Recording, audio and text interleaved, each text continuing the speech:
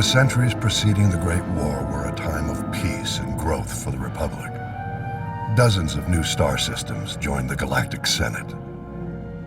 For the Sith Empire, however, these centuries were marked by a rapid acceleration in the preparations for war, an effort in which the Sith showed surprising cooperation and sacrifice. I have long suspected that during this extended period, the Sith spent generations infiltrating Republic political circles, and even the Jedi Order.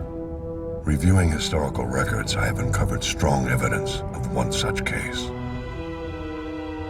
Izen Gint was a fourth-generation Jedi, widely considered to be the most promising Padawan in the Order. Having a similar heritage, the venerated Jedi scholar Master Baral Over took Gint as his apprentice. Together, Over and Gint traveled the galaxy, studying the mysteries of the Force. Over the years, the pair became more and more ambitious, eventually undertaking a daunting mission. They set out to explore the ancient Sith temples on Yavin 4. Their goal was to investigate the final resting place of Naga Sadow, one of the most powerful Sith Lords who ever lived. Arriving on Yavin 4, Over and Gint discovered that Naga Sadow's twisted Massassi warriors had survived the centuries. The Massassi originated as a Sith subspecies, forming the backbone of the earliest Sith armies. But Naga Sadow subjected his Massassi followers to heinous experiments, turning them into dark force-wielding monsters. Gint and Master Over fought bravely against the Massassi, but they were defeated and forced to flee deep into the temple. There they encountered the dark energies still lingering in Naga Sadow's tomb. Weeks later, Master Over returned to the Jedi Temple on Coruscant, alone, wounded and half insane from the tortures he had endured. After a lengthy recovery, Master Over told a tale of the horrors he faced and of Gint's tragic death. Several years passed.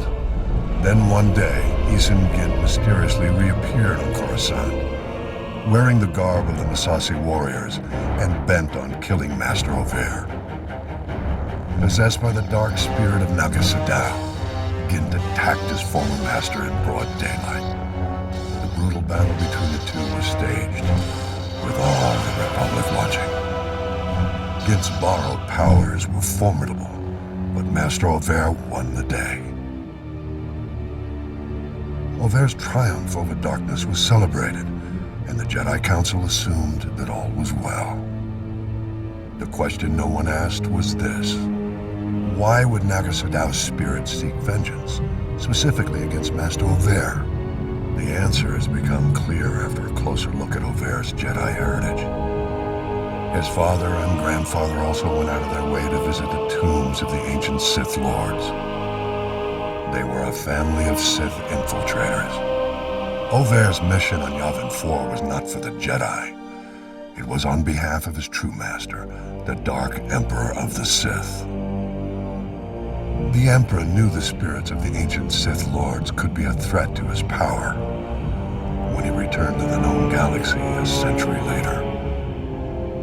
Over's trip to Yavin 4 was a preemptive strike. To seal Naga Sadow's tomb and ensure the Emperor's only enemies when he returned would be the Jedi and the Republic.